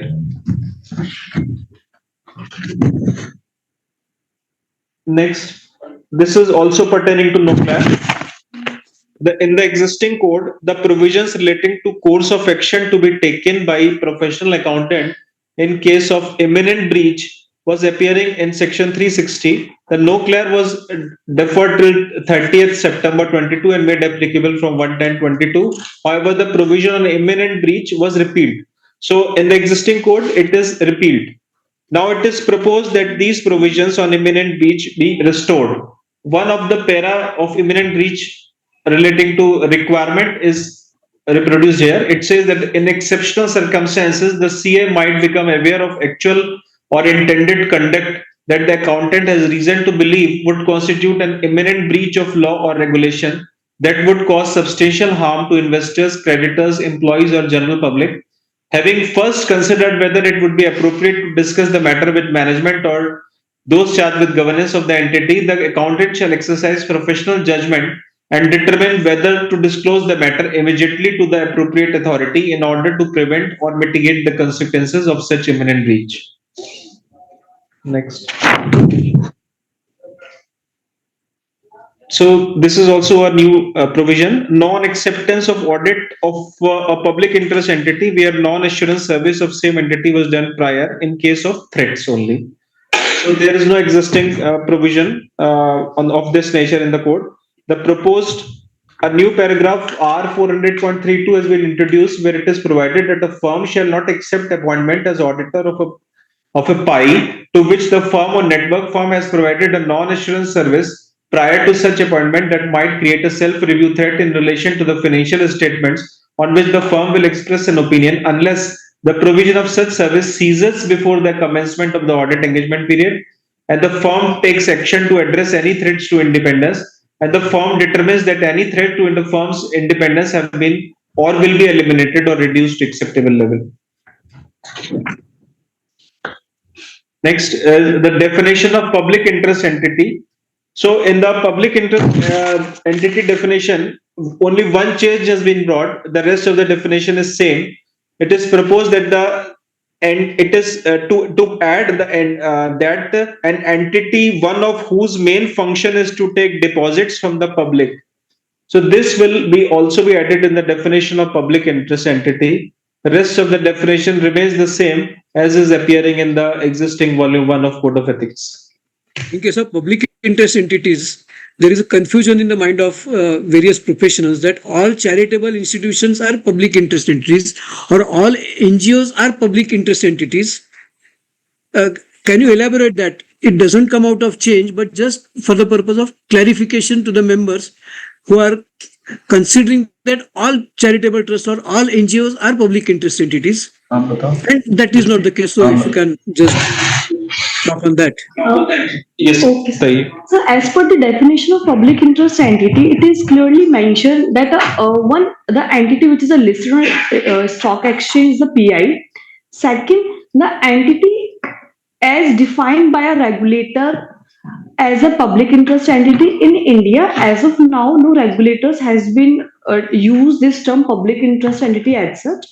And second, for which the audit is required by a regulation or registration to be conducted in compliance with the same independence requirement. So, for this purpose, charitable institution or such kind of NGOs are not be a part of public interest entity. As per All may definition not of be the PI. part, but some which are significant in size, etc., they may be public. But all charitable trusts are not public interest entities. And there are Yeah. one more provision in Volume 1 of Code of Ethics that firms are encouraged to determine any entity as pi based on their value, their size. They consider themselves as a pi and treat this as a independent requirement is high and apply the provision which is applicable to the public interest entity. Yeah, so to sum up, each and every charitable trust, each and every NGO may not be public interest entity, but only few NGOs, supposing some NGOs are rendering services like maybe running medical institutions of considerable magnitude, then the auditor has to consider whether it is a public interest entity or not. Of course, whatever way he decides, he will have to place a note on his audit file to justify whatever decision he has taken. But certainly, if there is a charitable trust, that does not mean it is a public interest entity. Okay, next. Making loan or guarantee to audit clients. In the existing code, the loan and guarantee which inter alia also contains the eventuality of making or accepting loan or guarantee to the audit client. A firm shall not make or accept or guarantee a loan to an audit client unless such loan or guarantee is considered immaterial. Now, in the proposed code, to provide greater clarity on the threshold of immateriality, it is proposed to explicitly quantify the limit to rupees 5 lakhs. This is to align with the provisions of Companies Act. Yes, sir. So the temporary personal assignments exist in the existing code, paragraph R525.4. It is mentioned that a firm or network firm shall not loan personnel to an audit client unless such assistance is provided only for a short period of time. It is not involved in providing non-assurance services that would not be permitted under Section 600 and will not assume management responsibility and the audit client. It is proposed that in addition to the above requirements, it is proposed to include that a firm or network firm shall not loan personnel to an audit client unless any threat to independence of firm or network firm arising from professional services undertaken by such personnel is eliminated or safeguards are applied to reduce such threat to an acceptable level, and such personnel will undertake only the services permissible under Section 22 of Chartered Accountants Act 1949. Next. Amendments in non-assurance services to audit clients. So these are some general position. This is general position about the changes. The requirements and application material in the revisions to subsection 601 to 610 follow a consistent structure. The new requirements that expressly prohibit firms from providing certain non-assurance services to audit clients, particularly when the clients are PIEs, and service might create self-review threats such as valuation services, tax advisory services, when effectiveness is dependent on a particular accounting treatment. Additional guidance indicating that provision of advice and recommendations to audit clients may create a self-review threat.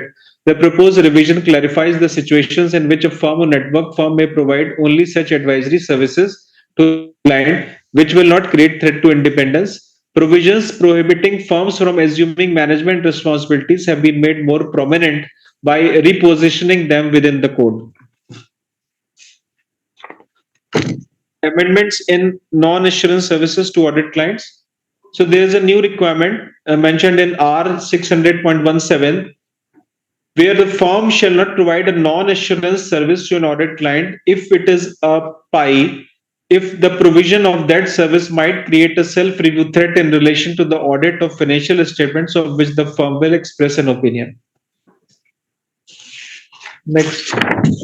Amendments in non-assurance service to audit clients in providing advice and recommendations. Another new provision is R600.18.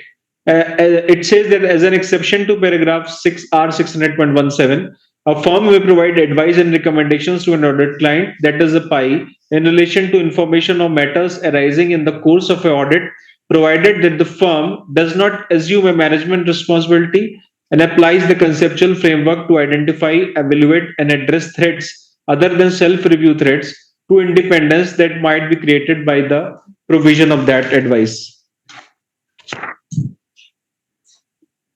Amendments in non-assurance service to audit clients' communication with TCWG regarding non-assurance services. So this is also new provision. There is no existing provision like this. as per requirement of R600.22, which is a new provision.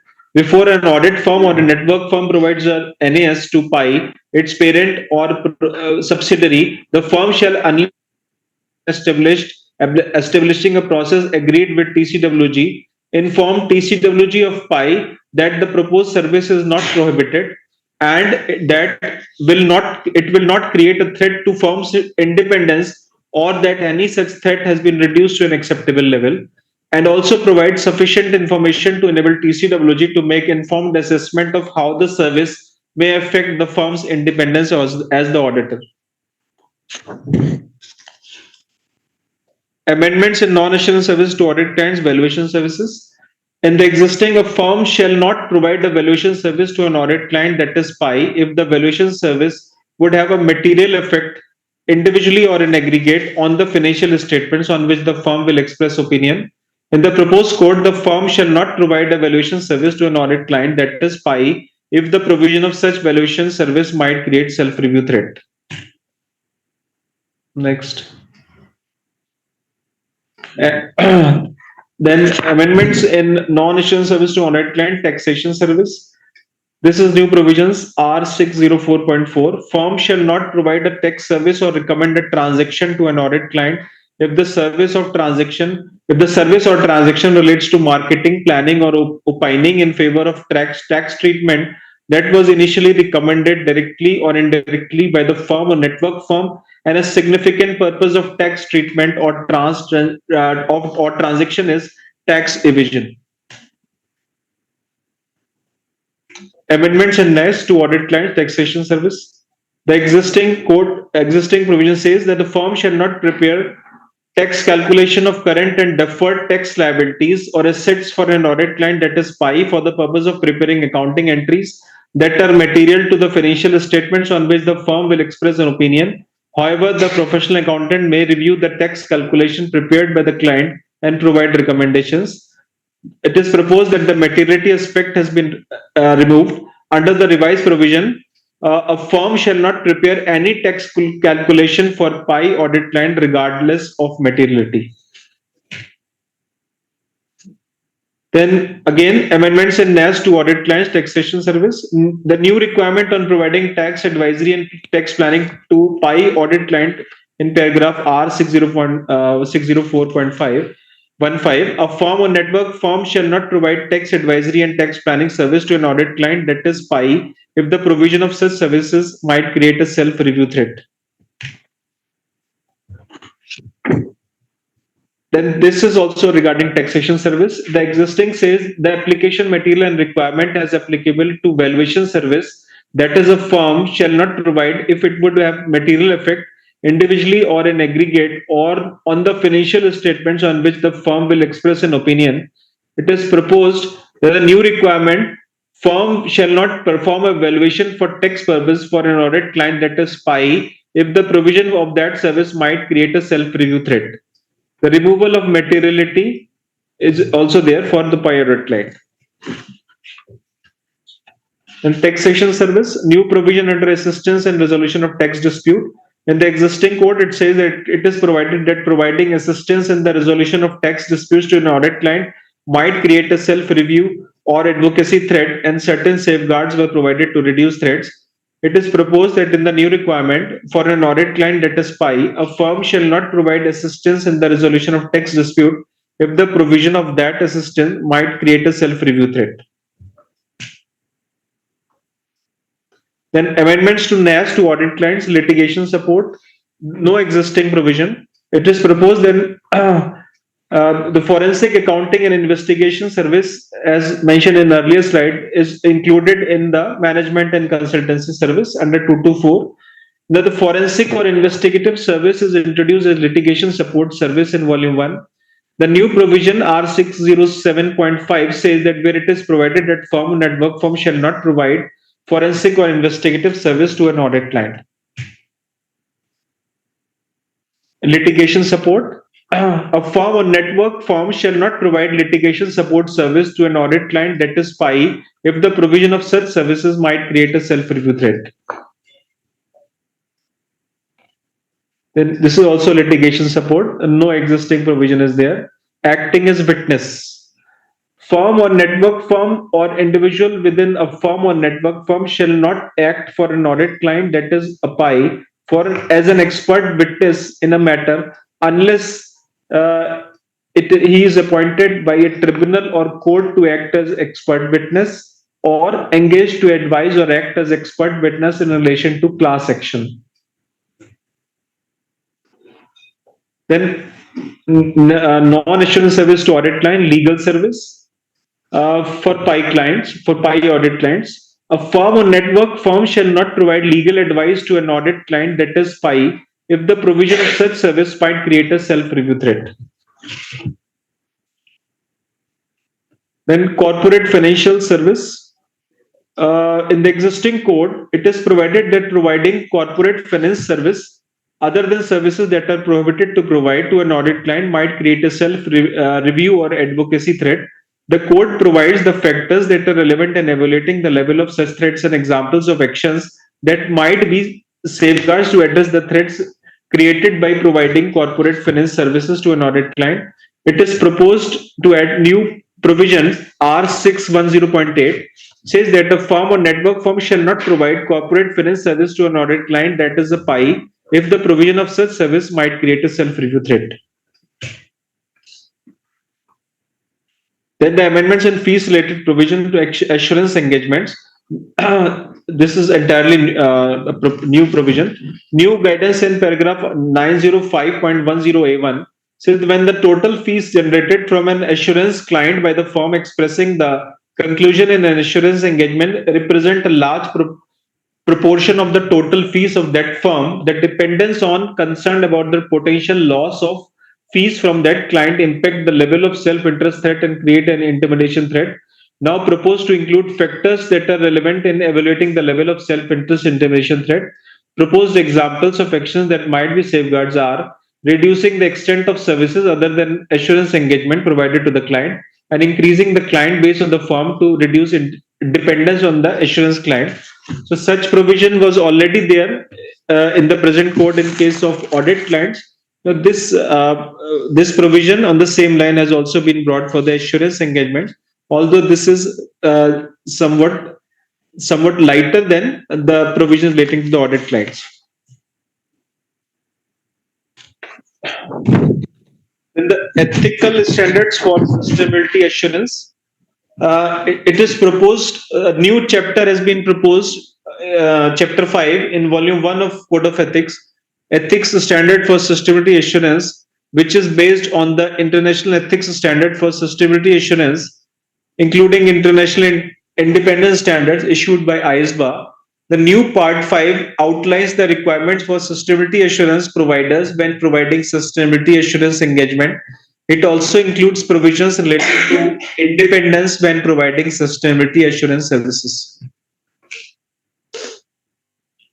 Compliance with legal and industry specific provisions. If there are circumstances, a new section has come. If there are circumstances where laws or regulations preclude a sustainability assurance provider from complying with certain provisions in this part, those laws and regulations prevail and the practitioner shall comply with all other provisions in this part. If the provisions which are more stringent or additional to those prescribed in this part have been stipulated by any industrial sector specific provision, the set provisions with regard to such industrial sector will prevail. Then amendments in the council guidelines. In the existing code, the Council General Guidelines 2008 are mentioned. It is proposed to change this terminology to Guidelines on Ethical Issues 2025. The guidelines issued by the Council mentioned in 12th edition of Volume 2 of Code of Ethics to be a separate publication as Volume 3 of Code of Ethics. The hitherto applicable Volume 3 case laws referencer will be a separate publication apart from Code of Ethics. So some of the changes in Council General Guidelines are: one is maintenance of books of accounts. The existing guideline says a member of firm shall maintain and keep in respect of its professional or practice professional practice, proper books of account, it is added. The minimum requirements for maintenance of books of account are a cash book ledger. It is proposed to include books in electronic or physical form and include a bill register. Appointment of an auditor in case of non-payment of undisputed fees. The existing provision in the Code of Ethics, Chapter 7, restricts a member from accepting audit in case of undisputed audit fees of previous auditor for carrying out a statutory audit is pending, except in case of sick unit. In existing provisions, which are continued in the proposed code also, the undisputed audit fees is considered as a provision for audit fee in accounts signed by both the auditee and the auditor, along with other expenses, if any, incurred by the auditor in connection with the audit.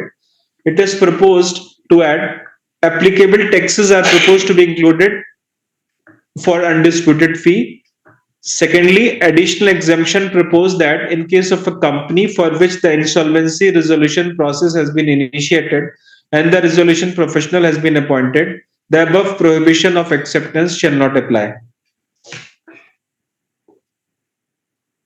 Appointment of an auditor when he is indebted to a concern. The existing code says a member shall not accept appointment as auditor of a concern where indebted to the concern or given any guarantee or provided any security in connection with the indebtedness of any third person to the concern for limits fixed in the statute and in other cases for amount exceeding rupees 1 lakh. Now it is proposed to increase the limit of indebtedness from 1 lakh to 5 lakhs and also expressly mention that the term auditor shall not include internal audit, concurrent audit, or an audit giving report to the management. So this is regarding the number of audits which a member in practice can do.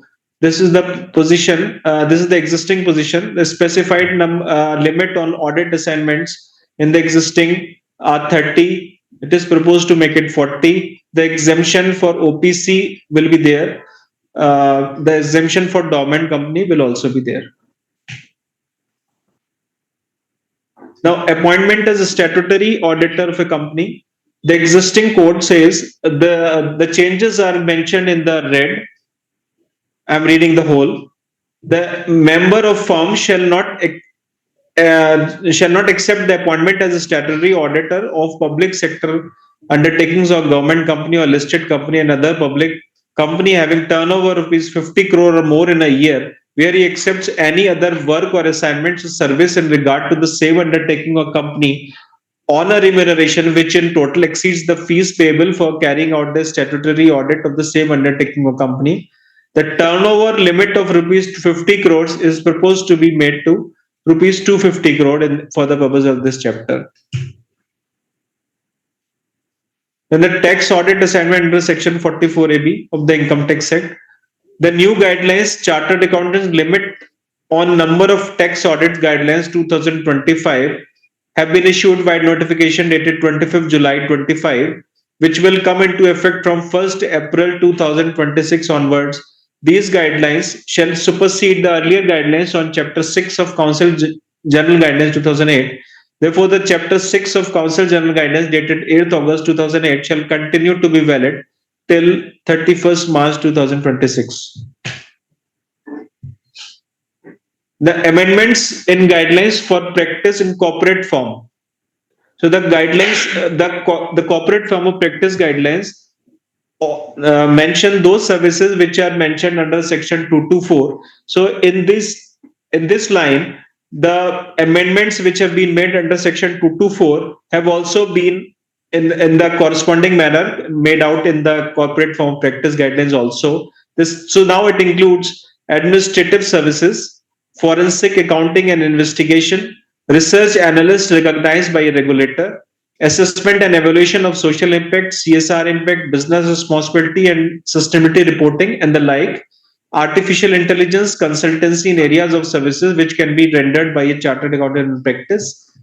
This is one. And this is also proposed to give the MCS company permission to develop websites subject to the requisite amendments which will be notified by the institute in due course.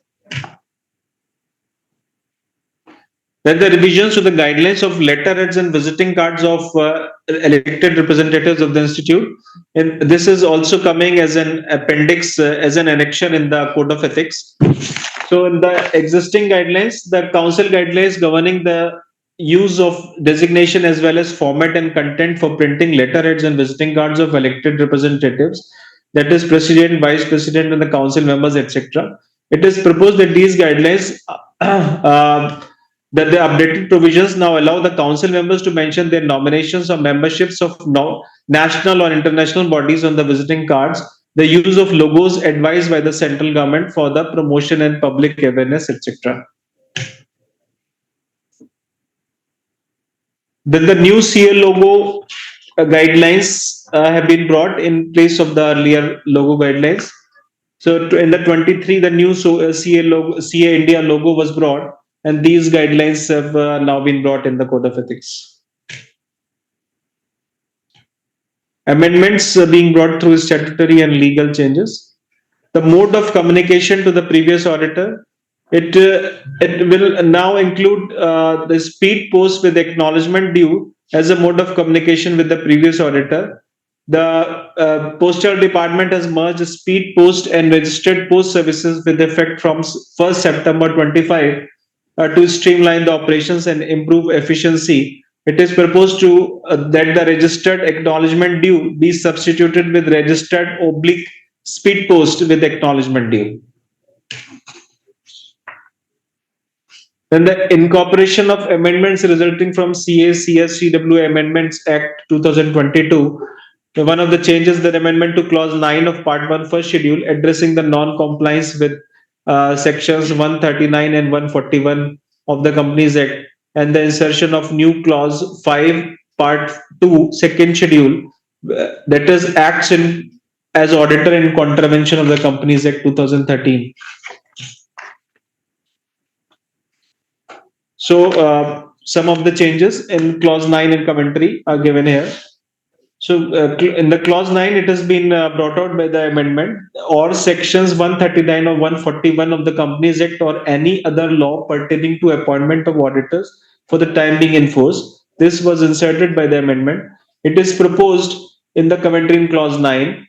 In addition to the requirements prescribed under the Companies Act, the incoming auditor shall comply with the provisions of any other applicable law governing the appointments of the auditor of the company. For example, in case of a banking company or insurance company, the auditor's appointment shall be subject to compliance with the respective laws governing the banking or insurance. Then this new clause 5, which is newly inserted, it says that member of the institute, whether in practice or not, shall be deemed to be guilty of professional misconduct if he acts as an auditor of the company in contravention of the provisions of the Companies Act 2013. The commentary has also been introduced under this clause. The objective, one of the part of the commentary reads as, the objective of this clause is to uphold the sanctity of the audit process and the statutory obligations attached to the role of auditor as mentioned under the Companies Act 2013. Members are therefore required to exercise the highest degree of adherence to statutory requirements while discharging their audit responsibilities. So thank you very much for watching the presentation. So sir, this PPT is concluded, sir. Yeah, so if there are these are the significant changes. Besides, there are certain minor changes as well. You will get to know all the changes on our website. In the meanwhile, if you want to ask anything, maybe you can put it in chat box. We have some queries received, so maybe if those queries can be taken up within say 5 minutes, we can address them. Otherwise, maybe individually we'll respond to them. But once again, let me appeal that wherever you find this particular change is welcome, with reasoning you may write a mail to us. If you find that some amendments are required, you can again send a mail to us. And as you are aware, the our mail ID is esb@ici.in. Repetitive मत लेना, जो नए रहेंगे वो देखो. Okay, sir. Sir, one query is, Can a partner in a firm become a director in another two companies engaged into business where his time and efforts are not involved? So director simpliciter we have provision. No? If he is working director, drawing remuneration not permitted. If he is not drawing remuneration, then he can be director simpliciter. Of course, that firm cannot do assurance function for the company. Sir, another question. My brother is also a chartered accountant. He's a salaried employee and also partner in a builder company. Can I add him as a partner in my CA firm? He can hold certificate of practice, only he cannot perform assurance function. So for non-assurance function, having membership and COP, he may join. Can a CA invest in shares? For investment, there is no embargo. Can a practicing CA take up the exam of IRDA for insurance agency and the NISM exam for mutual fund distribution? Certain provisions we have made in the proposal. So here, if you are rendering service as a professional, then you are able to do. If you can just take out the relevant entries and read out, then it will clarify related to this mutual fund. Because as far as financial advisory is concerned, that is allowed. Insurance consultancy is allowed.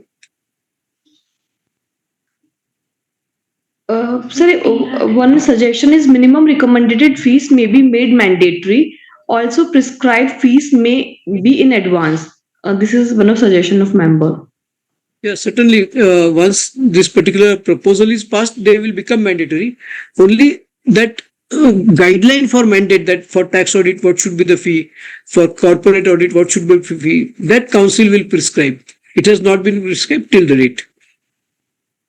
Whatever prescribed is recommendatory, not mandatory. Oh, so one is can CA deal in derivatives means option and futures and they are marked M to M on daily basis. Then what is the meaning of settled on cash basis? We prescribe occupations, we don't prescribe threshold and those things. So presently the entry reads one can do transactions in derivatives. For investment in shares, derivatives, it is permitted. For doing these activities on behalf of someone else is not permitted. With regard to AI, is there any enhancement on ethics? Sorry? With regard to artificial intelligence, is there any enhancement on ethics? No, artificial intelligence activity we have expressly permitted. Presently also, it is not, there is no embargo, but expressly we are permitting. As far as enhancement is concerned, if one develops a tool, that tool he can place on his website, and then clients can take advantage of this service through tools. Okay, sir. And so one last question. Is there any clause for demerger of old partnership firms? There is no, already a provision is there, no, that you can inform that within 3 years, if they demerge, both the firms will get the seniority. If that it's 3 years or 5 years. So it's 5 years. There is a merger and demerger guideline which specifies some year mention. I guess it was 5. It is 5 years. 5 years. So maybe you can respond individually. If it is 5 years, then within 5 years, if the firm, two firms merge, and then within they have to fill up a form, and then within 5 years, if they demerge, then the demerged firm will get the seniority from its existing period. So that seniority will not be at a halt. But if the 5 years pass, then this provision is not applicable. Of course, the Committee on Aggregation is considering to remove this 5-year embargo.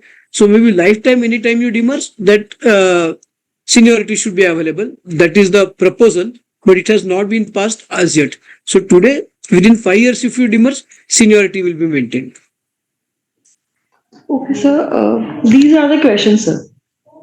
Okay, and if anyone has any further questions, he may write to esb@ici.in. But we would expect that whatever changes are proposed on which you give the reaction. It is also noticed that some of the members have some further suggestions to be tabled before the ESB and certain further amendments. So those further amendments also we will consider in Code of Ethics, in Act, but not at this juncture. At this juncture, whatever has been proposed by the Council, only to that extent it will be considered, and thereafter in a subsequent meeting of the board, maybe other changes in Act or in Code of Ethics, if somebody has proposed, that we will certainly consider. And for which the time limit may not be 26th of November. You can do subsequently also, but till 26th of November, what is expected is your views, your suggestions, your feedback on the changes which are proposed by the Council. Yes. Right, so let us call it a day and thank you all for joining.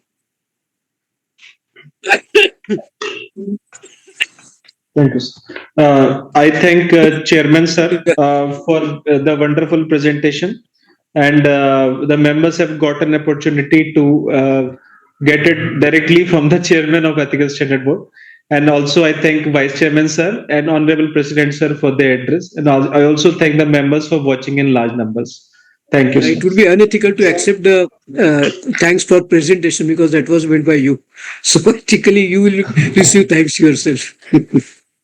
Thank you, sir. Thank you. Thank you. Thank you. Thank you.